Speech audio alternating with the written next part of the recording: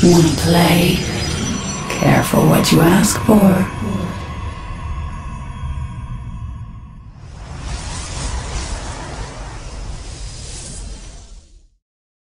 Welcome to another ValCast Bronze Bash recap.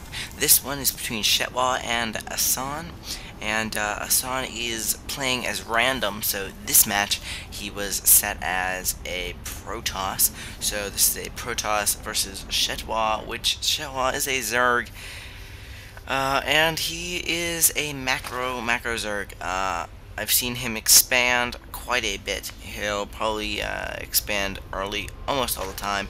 They're playing, I can't remember what map they're playing on. This might be, it's not Searing Crater. I don't know what the map this is, but there is a pretty difficult to protect expansion here. It's pretty difficult because there are many entrances. There's an entrance there and an entrance there. So this is one of the, oh, this is Searing Crater. Excuse me, this is Searing Crater. Yes, it is. Okay, so we're on Searing Crater. And we do have these two hard-to-defend ramps. And this expansion down here might be even... excuse me. Might be even more easy to defend because you have a small ramp into it from this area. It just depends on your preference. But we have Chetwa working on just droning up, and I'm just going to skip ahead now. 6 minutes into the game, Chetwa has a fully operational hatchery expansion, and there is 1, 2, 3 gates from Assassane,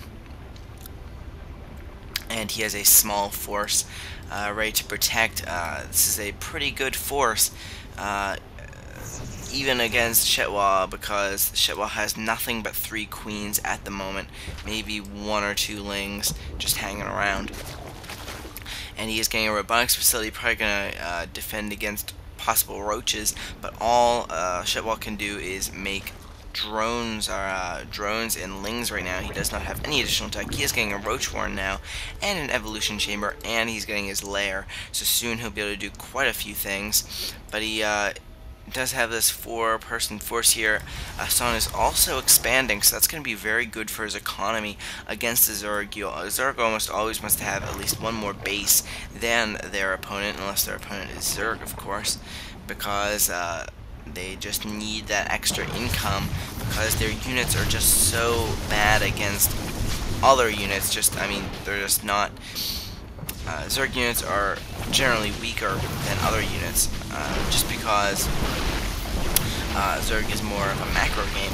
So Assassane comes in though, and he's going to take out this entire expansion. Some roaches pop out, but they're just going to try and get past the army, not even attack, because he wants to that's a good decision. He's going to bother them here, try and get them off of that, but he's just going to be taken out. He's just going to assemble around here, pop out some more roaches, and just try and defend his main, which he should be able to do against this small force. But this expansion is now coming up, and we have some more defense, so it's looking quite good. He's just going to back off, does not want to see what's in the main. But what? There's a probe pylon going down here, and nothing too special in production otherwise. This layer is up, and we have this good, pretty good sized army, constantly getting some more reinforcements, especially with this probe, this pylon, excuse me, going to be able to warp in plenty of units. And so he's going to have this large army right here, as well as plenty of reinforcements. He's actually going to get a Twilight Council, hidden Twilight Council, so he's probably going to be going for some Dark Shrines.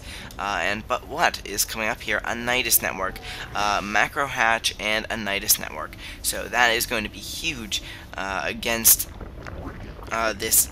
I mean, look at this. Searing Crater has a huge little back area here. It's so susceptible to Nidus Worms if you're not thinking about watching there.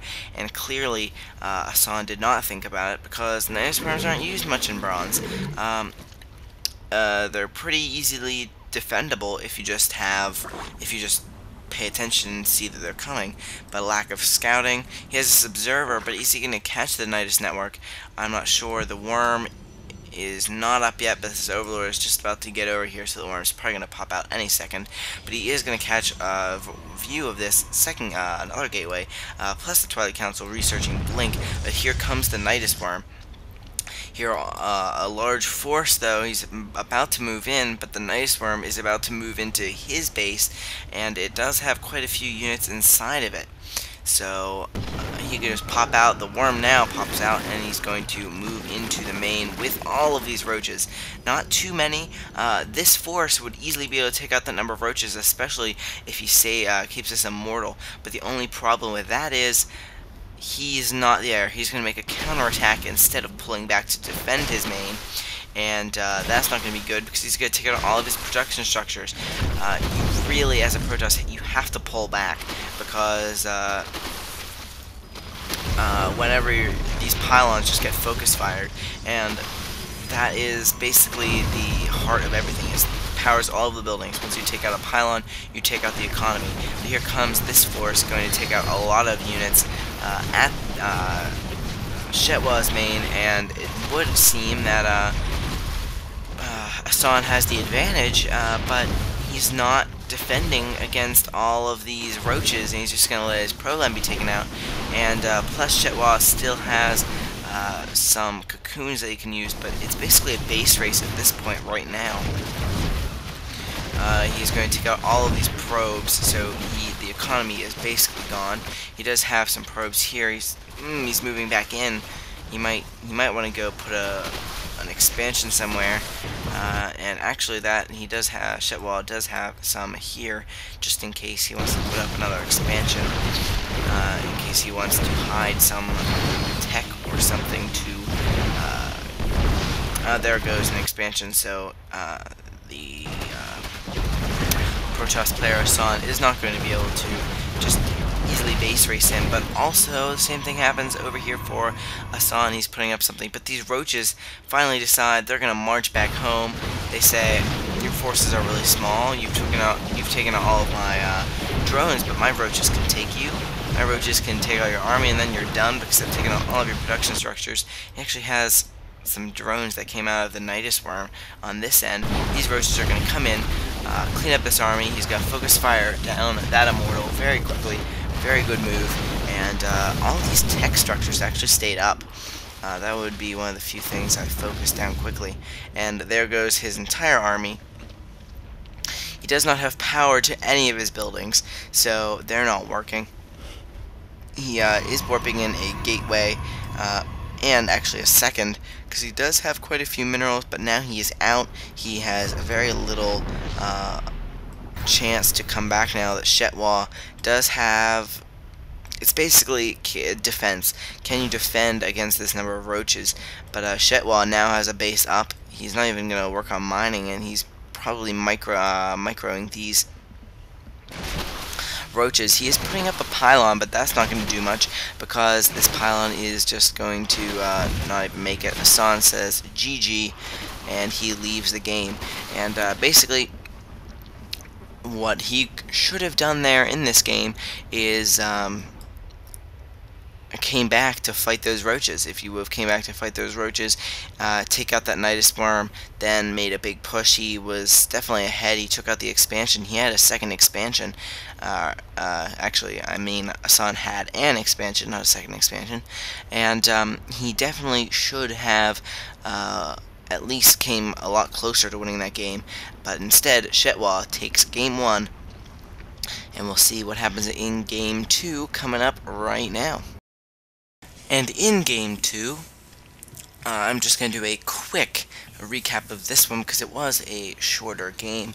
Assassane was just talking about in the lobby chat that his worst race is when he's Terran, and so he spawns as Terran, and that's a little bit funny.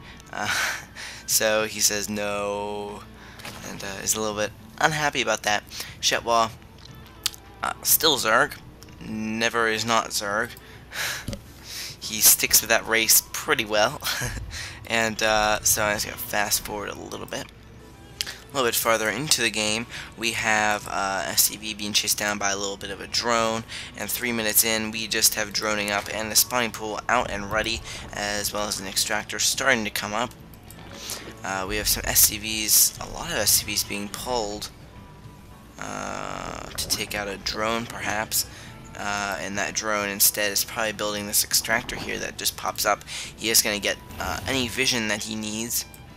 There is some blocked off area in here on Metalopolis. This is MLG Metalopolis, by the way, so you cannot wall off at the base of your ramp. That was for some cannon rush balance purposes. So here is the factory starting to arise, and this marine is just gonna pound away at this extractor until it dies.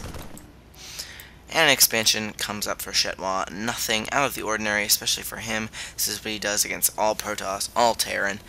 He mixes that up a lot more against Zerg because ZVZ is just crazy. That is like micro. That is like the hardest matchup for anybody because Terran has not a lot of micro involved. There's a stutter step micro, but it doesn't require that much attention to pump out a lot of Marines, while it does require quite a lot of attention to scout and know what your opponent is going to be doing in a ZVZ. Moving on here, that extractor is just going to be taken out, and we're just going to speed up a little bit, see what tech each player has. And that is going to be quite a bit of Marines for Assassane, while Chetwa is just going to go mass Speedlings. It looks like he does have some more Speedlings morphing, and no tanks yet. Does he have a Baneling Nest? Yes, he does have a Baneling Nest up because he has seen the Marines, and he is evolving that Ling melee attack. So this is very good. The Baneling-Ling mix is rather good against Marine tank, especially if they're out in the open or have bad micro. So he is going to push out with these tanks and Marines. It might be a good time to push out, and there's not much here to defend. He's going to do a quick scan. He's going to see all those Lings, so the Lings are going to move out just to see what he's up to. But instead he changes his mind, says, I don't want to mess with those Lings, and he's just going to leave the supply depot down. These Lings could just run right in. Supply depot is still down, but he's... and he just pulls it up in time. So a second command center coming up now, and a hatchery is still up, but nothing mining from it, not even Queen down there. He is pumping out a lot more Lings, and just these Speedlings are just so good at map vision on the ground. There is a supply depot in the gas, so I'm sure Chet was a little upset that he can't do a Nidus Worm. A medevac is now coming out as well, and this tank is going to siege up to stop any Banelings that try and bust this wall down, and he's just going to push out with these Marines. Now, just a little bit about 10 minutes into the game, there are a large force of Banelings and Lings here for Chetwa, and there's a small force of tank and Marine, so this is a little bit troublesome. There is an SCV here. This command center is just going to fly down and try to plop down, but these Lings are going to be taken out by this tank Marine, and as soon as he's going to start to move out, he might be cut out of position. All these Banelings are just going to crash into these Marines and tanks, and all of the Marines but one are gone. And all these Lings are going to be able to clean up these tanks. Lings are so good against tanks. Take them out in mere seconds. That Marine is going to be taken out, and the supply depot is up. Supply depot is up, so it's just going to be down, excuse me, the supply depot is down. So it's going to be able to run right in, check out the SCV line, and I'm going to spoil it for you. There's GG coming up. So Chetwa moves on to the semifinals, and he's going to be playing the winner of AEHU, AU. I have no idea how I'm going to pronounce it when I cast that game, but AU against Razdude. He'll play one of those two players. So he's moving on. Hassan is done, and all those observers that we had. So I will be releasing the replays of all of these matches, by the way. They will be released at the end of the tournament, I will have a video with a link to the download of all of these replays so that you may check them out and do your own casts or learn some strategies of these wonderful bronze level players that I've had so much fun with over the past week. So, stay tuned for more casts and more recaps from the ValCast Bronze Bash Tournament.